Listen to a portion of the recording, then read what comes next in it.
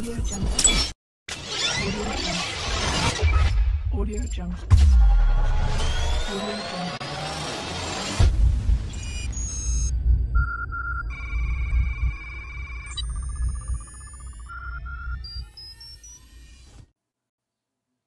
Donc, cette semaine, j'avais noté il y a un certain temps, Patricia, ce sujet-là.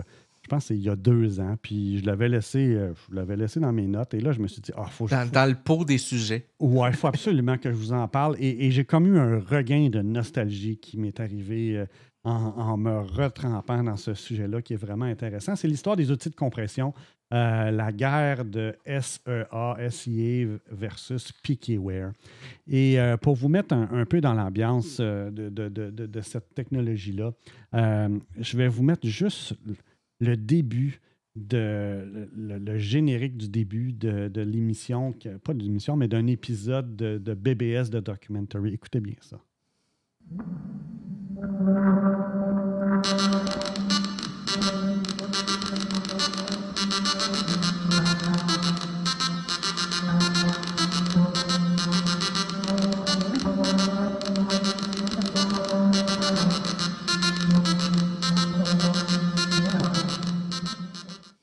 We didn't just suddenly wake up.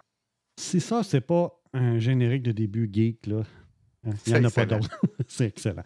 Donc, c'est tiré de cette série-là de 8 épisodes qui ont été vendus à plusieurs milliers d'exemplaires en DVD dans les années 2000. Ce ne sont plus disponibles. Les DVD, vous pouvez peut-être les trouver dans des magasins sous format usagé, là, mais ça n'existe plus. Ils ne les produisent plus. Mais les vidéos sont disponibles, puis j'ai le lien un petit peu plus tard. Là. Les vidéos sont disponibles sur, vous les avez ici, sur YouTube. Donc, vous avez à gauche le lien pour aller avec tous les épisodes de 1 à 8. Celui juste à côté, c'est l'épisode numéro 8 que je vais vous parler, qui est l'épisode sur les outils de compression. Et à droite, vous avez le site web que vous voyez présentement, qui est bbsdocumentary.com, avec un peu plus de contenu sur les entrevues et sur cette série-là. Et je la recommande fortement. Je l'ai déjà diffusée sur Twitch il y a longtemps. C'est vraiment bon. Pour comprendre tout ça, c'est vraiment ça coche, là. C'est ça, pour comprendre les fameux BBS, qui se passait dans le réseau des spécialistes ou des mordus de BBS avant même que l'Internet soit disponible à la population en général. C'est vraiment important comme moment dans l'histoire. Et je vous dirais que la majorité de ces gens-là, c'est des passionnés, c'est des hobbyistes. C'est pas des gens qui... souvent, c'est des gens qui, oui, travaillaient en partie dans le domaine de l'informatique, mais tu sais, on est dans les années 80, milieu 80, fin 80, donc la micro-informatique prenait son envol. C'est pas comme aujourd'hui. Donc, c'était vraiment des passionnés qui voulaient mettre du temps et qui essayaient de trouver des solutions à des problèmes complexes, de dire, on veut être capable de communiquer avec des gens un peu partout dans le monde. Le problème de la compression en était tout un. Oui. Tom Anderson, qui est le propriétaire, le président de System Enhancement et Associates, avec une autre personne, a fondé cette entreprise-là. Eux œuvraient dans le domaine de la micro-informatique, surtout au niveau même des mainframes, faisaient un peu de code, étaient impliqués au niveau des entreprises surtout. Et ils avaient leur fameuse entreprise, le SEA, qu'ils avaient créée ensemble. Sa femme aussi s'est jointe à l'entreprise. Au maximum, ils ont eu environ 6 employés durant leur pic. Oui, en termes de... Donc, ce n'était pas des grandes entreprises, c'était une entreprise familiale avec quelques employés. Et Tom Anderson et Andy Forey, qui était son partenaire, ont fondé cette entreprise-là au début des années 90 et sa femme a suivi, est venue les aider parce qu'ils avaient besoin d'aide au niveau plus de l'administration et du support téléphonique. Tom avait entendu parler des réseaux BBS à ce moment-là. Il avait entendu parler de FidoNet. Et si vous vous demandez c'est quoi FidoNet, retournez sur YouTube, faites une recherche sur BBS. On avait fait une émission qui parlait un peu des BBS là, il y a 2 ans, même en 2022, si je me souviens bien. Donc, allez voir ça. C'est vraiment un bijou là, comme émission. Et ça va vous donner toute l'information sur FidoNet. Et ce qui s'est aperçu, Tom, c'est que ce genre de réseau-là de built-in board server était vraiment en développement et il trouvait ça vraiment intéressant comme technologie. Et il a décidé de s'impliquer comme volontaire, comme personne, un hobbyiste qui a décidé de mettre du temps là-dessus. Puis aussi comme un entrepreneur, parce qu'il s'est dit, regarde, je suis sûr que les entreprises vont avoir besoin de ça. Donc, si je connais la technologie, mais je vais être capable d'aider des entreprises puis gagner ma vie. Ben oui, puis gagner ma vie avec ça.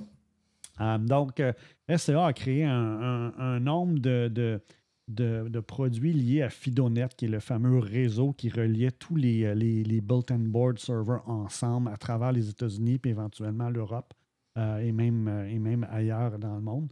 Un de leurs produits était CDOG, qui était un système de messagerie, de courriel, avant même que les courriels existent sur Internet. Et Kitten, qui était carrément un outil de BBS. Le BBS. C'est ça, que tu pouvais acheter, et configurer et démarrer ton propre built-in board server. Là. C'était ouvert à tous. Tom a créé des programmes, a été un développeur, un codeur, et a même travaillé au niveau des standards de FidoNet pour être capable d'aider à la synchronisation des serveurs, parce que c'était ça un des défis, c'était la synchronisation de messages entre des serveurs, parce qu'il voulait s'assurer que si un message était envoyé, il se rendrait bien à la destination pour après ça recevoir une réponse. Et à ce moment-là, on utilisait les fils téléphoniques, les lignes téléphoniques standards, et la compression de données était un enjeu, parce qu'on payait dans certains cas à la minute l'utilisation de la ligne, surtout quand il y avait de l'interurbain. Donc, si on pouvait compresser un fichier et l'envoyer dans une fraction du temps, ben, c'était beaucoup d'économies en termes monétaires et d'utilisation des lignes. Donc, il y avait vraiment un besoin de ce côté-là de compresser les données. Donc, transférer des programmes puis du texte à travers des lignes téléphoniques, c'était vraiment un défi. Et certaines personnes se ramassaient avec des factures de téléphone d'interurbain qui étaient assez élevées au point où, comme on le disait dans l'émission, dans la diffusion sur les BBS, un des trucs, c'était de relayer l'information d'un serveur à l'autre qui était tout le temps dans la même région du code régional pour ne pas avoir payé d'interurbain. Mais ça prenait un certain temps avec que l'information se rende à l'autre bout de la ligne, compte tenu qu'il fallait des fois passer à travers différents nœuds pour arriver à destination. Fait que es-tu en train de me dire que la compression, c'était pas pour nos images que ça a été inventé? Non. Il y a pas des textes, des messages, mais oui, éventuellement des images et d'autres contenus. En 1952, si on revient un peu en arrière, il y a un étudiant du MIT gradué, David Hoffman, qui a décrit dans un document qui est répertorié une façon de réduire la grosseur d'un fichier. On est dans les tout débuts de l'informatique, là, en 1952, sans perdre l'information. Et il avait expliqué un peu comment ça pourrait être fait, la méthode que ça pourrait être fait. Et cette information-là, David Hoffman est décédé en 1999, mais c'est lui qui avait pensé à la façon dont ça pourrait être fait. Et nos amis des différents BBS, ils se sont dit, hey, on pourrait-tu utiliser ça et même l'améliorer, la façon dont c'est fait. Donc, de là, ils ont utilisé l'information sur les formules mathématiques de compression, les algorithmes qui étaient proposés. Ça a été rendu public au départ en 1952, là, suite à l'écriture de l'article public. Donc, il n'y avait pas de secret professionnel, il n'y avait pas de copyright. Tout était très open source à l'époque. Oui, c'est ça. Donc, c'est là, utilisez-le, la connaissance est disponible. Les programmes étaient écrits pour vraiment réduire le coût du transfert à travers les lignes téléphoniques, comme j'expliquais précédemment. Et en 1985, SEA a décidé d'offrir son programme qui s'appelait l'ARC. Donc, ils ont utilisé les algorithmes. T'es-tu sérieux? Oh, wow! Oui, il a développé ARC, qui était Archive Compress File. Donc, ça permettait de compresser des fichiers.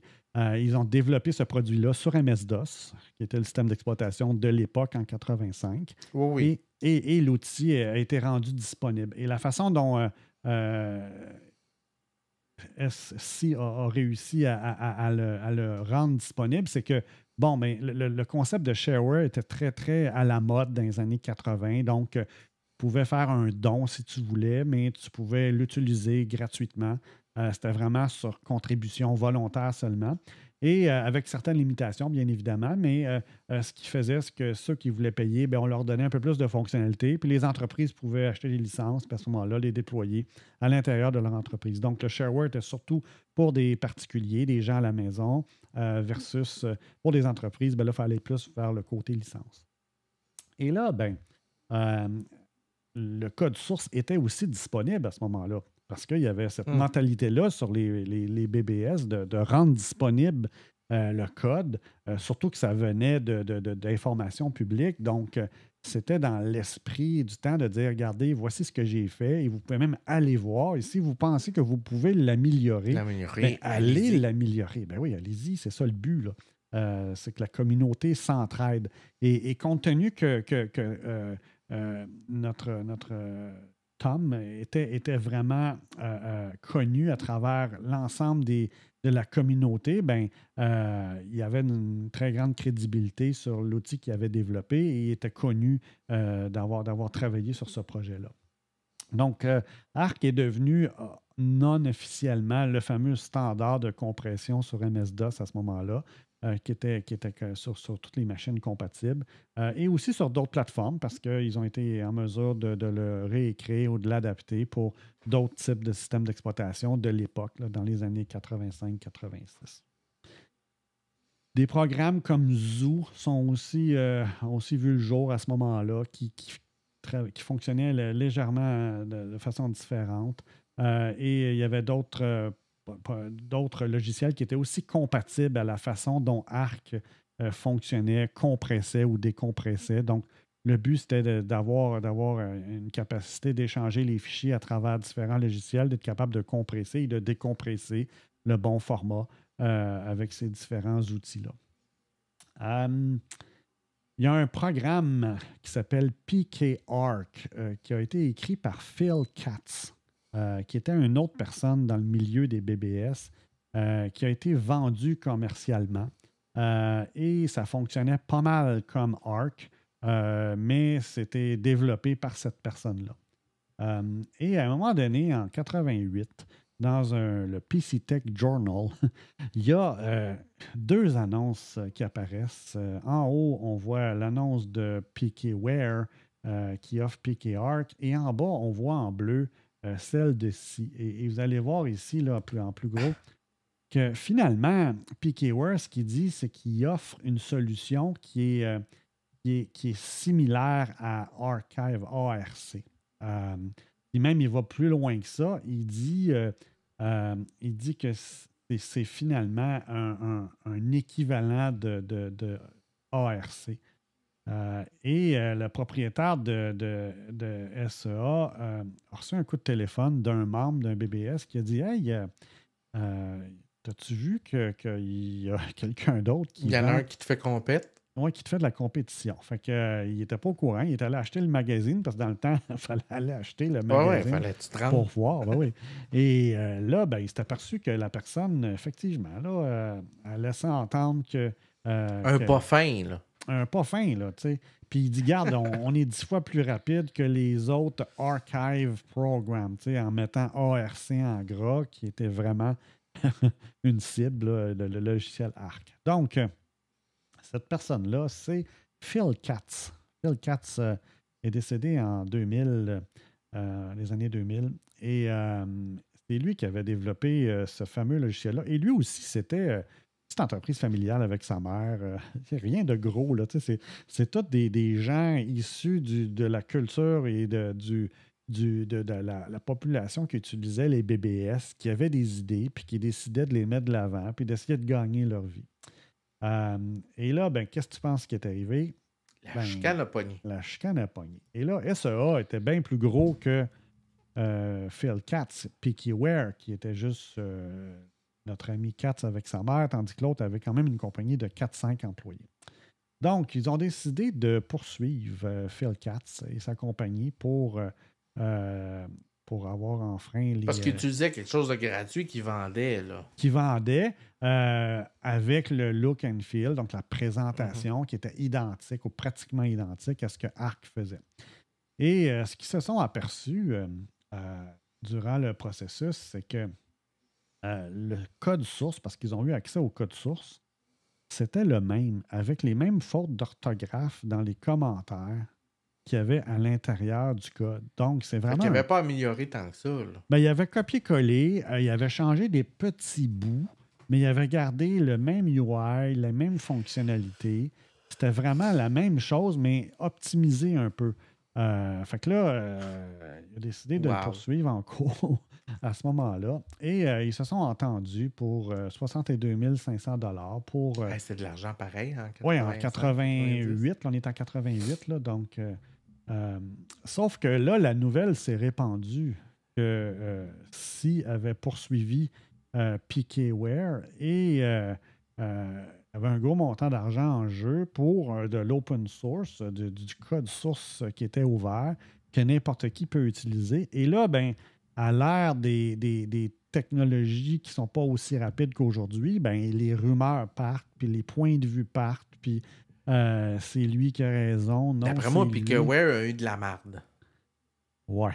Non, c'est SEA qui a eu la merde. C'est SEA qui s'est fait ramasser. Okay. Ouais, parce que là, ils se sont fait placer dans la position de ceux qui agressaient un petit entrepreneur qui essayait de gagner sa vie. Qui respectait les règles, il avait repris le code. Oui, c'est ça, mais on n'avait pas accès à toute l'information, donc ça a mal viré. Ça a mal viré au point où ce qui est arrivé, c'est que notre fameux Tom a commencé à recevoir du blackmail, du courrier, des vraies lettres de plaintes et de menaces, recevait des appels téléphoniques.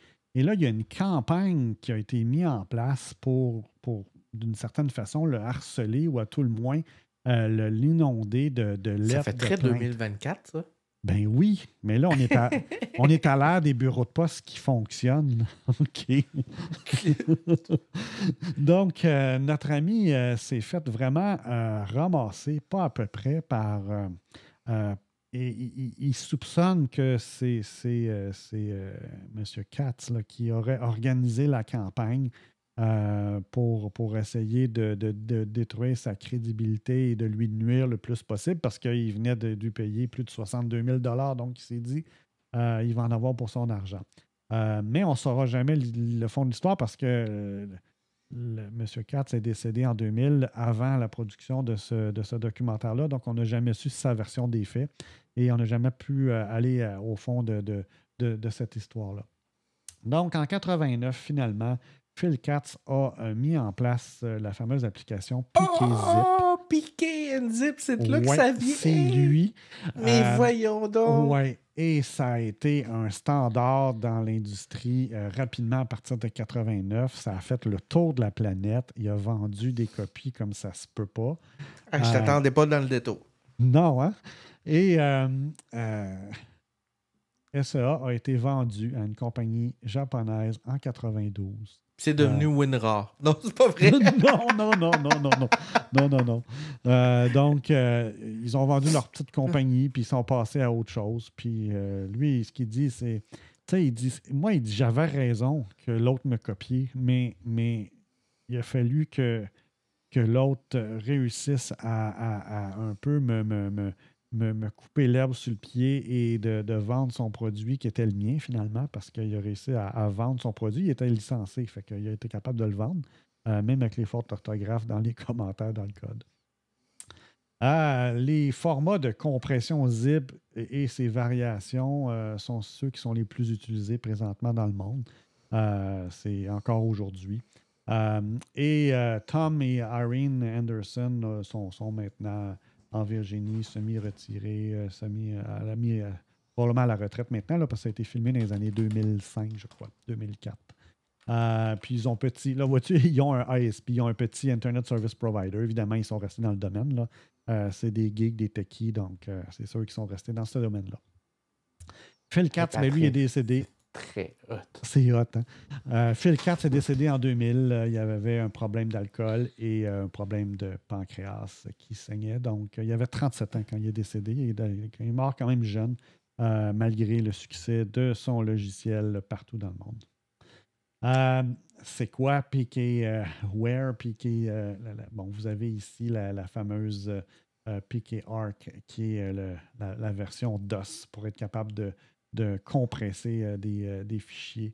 Ça, c'est la version qui était en 86, là, si je vois bien, quand on allait sur notre ordinateur avec directement sur le DOS.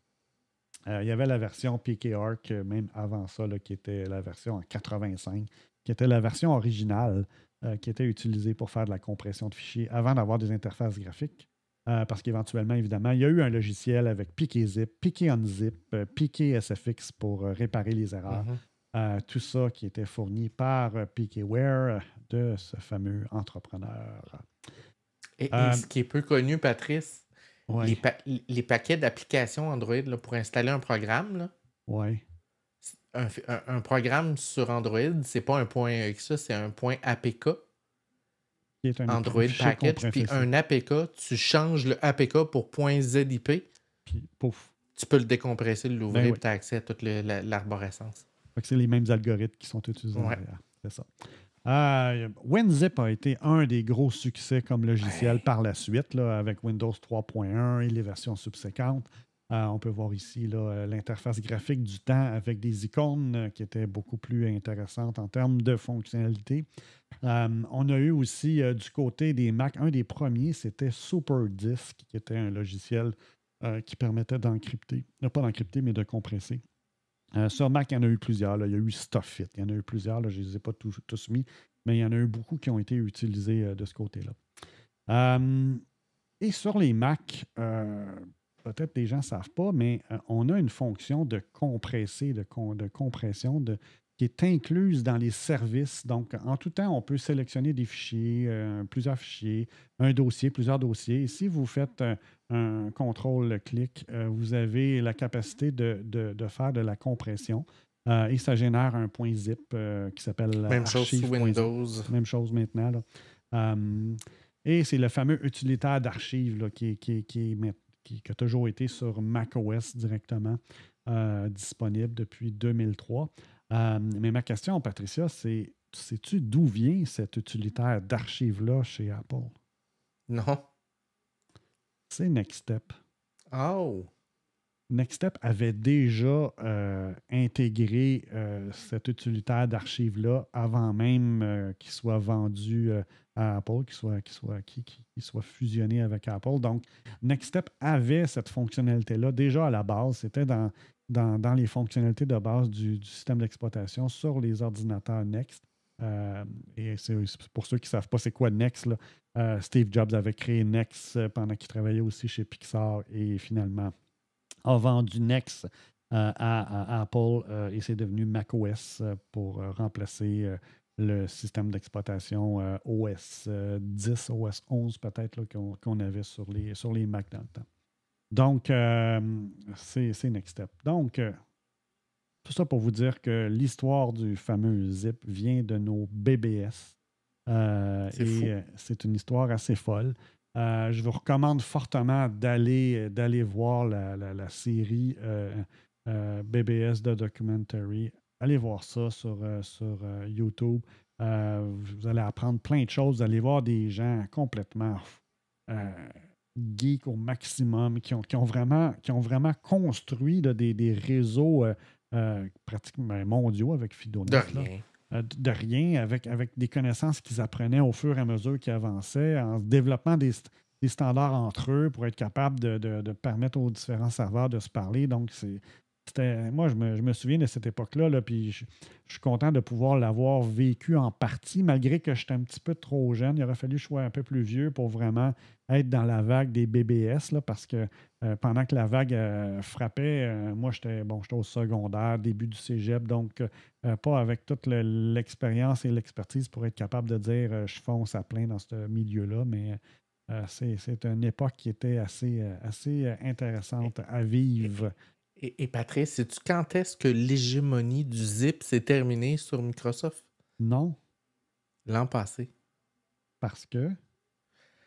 Pour la première fois dans l'histoire de Windows l'an passé, ils ont permis l'intégration native dans Windows 11 WinRAR OK. Et en ça- tassant zip pour la première fois de l'existence de Microsoft. Puis le point rare, RAR, est un autre algorithme de C'est un autre compression. format qui permet, C'est qui permet de gérer des images beaucoup plus grosses, là, qui permet Ouais. de. Tu peux avoir des fichiers de 30 gigas qui sont subdivisés en plus petits fichiers, puis que tu as comme un point d'archive qui reconstruit toute l'archive au complet. Là, Exactement. Donc, tu qui es est un capable de autre le format morceler. qui fait. Tu es capable Ouais. de le morceler. Puis, dans le cas du Mac, l'utilitaire de Mac supporte ce genre, dans certains cas, ce genre de fichiers-là. Le rare, par exemple, je pense qu'il y a une limitation là, parce qu'il il y a des choses que tu ne peux pas faire. Je pense que tu ne peux pas les générer, mais tu peux les lire. Là. Peut-être c'est dans l'autre sens. Là. Donc, il faut faire attention. Et dans certains cas, c'est mieux d'avoir votre propre outil si jamais vous avez Ouais, de besoin plus télécharger précis. l'outil directement, ça va C'est toujours ça. mieux.